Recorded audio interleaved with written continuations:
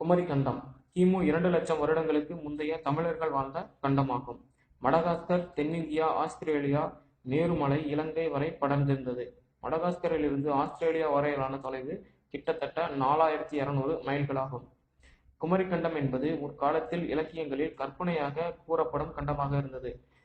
குமரிமுனைக்கு தெற்கே முற்காலத்தில் பாண்டியர்களின் ஆட்சிக்கு கீழ் அமைந்திருந்தது என தமிழ் இலக்கிய நூல்களில் சில தகவல்கள் உண்டு. தேவநேய பாவாணர் இந்த குமரிக்கண்டத்தில்தான் மாந்தர்களும் தமிழர்களும் முதலில் தோன்றின என எழுதியுள்ளார்.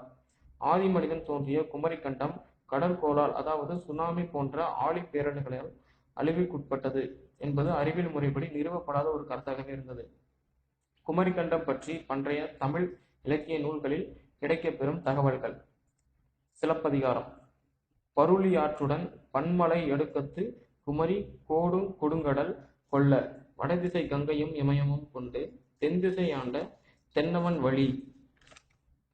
தென்குமரி கண்டத்தின் தலைநகராக தென்மதுரை விளங்கியதாகவும், தென்மதுரையில் தலைச்சங்கம் இருந்ததென்பதும், அதனை அடுத்து மேலும் 2 சங்கங்கள் இருந்தன என்பதும் நூல்களின் தகவல்களாகும்.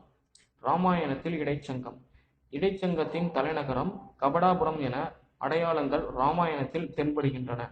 வால்மீகி தமிழ்ச் சங்கத்தில் உறுப்பினராய் இருந்தார் எனவும், இராமாயணத்தில் சங்கத் தலைநகரம் கபடாபுரம் எனவும் இருக்கிறது. கால ஒற்றுமை: இராமாயணத்தின் காலம் கிமு 4500 முதல் 4000 வரை, இடைச்சங்கத்தின் காலம் கிமு 5300 முதல் 1600 என தெரிகிறது. இறையனார் அகப்பொருள் உரையில் கூறியுள்ளது உண்மையாக இருப்பின், தமிழர்களின் இலக்கிய காலம் சுமார் கிமு 10,500 ஆண்டுகள் வரை செல்லும் என குறிப்பிடப்பட்டுள்ளார்.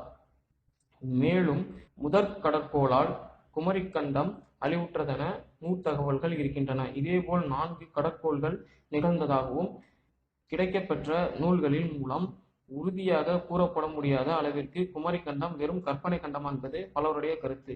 இக்குறிப்புகளில் உள்ளவை அறிவியல் முறைப்படி நிறுவப்படவோ மறுக்கப்படவோ இல்லை.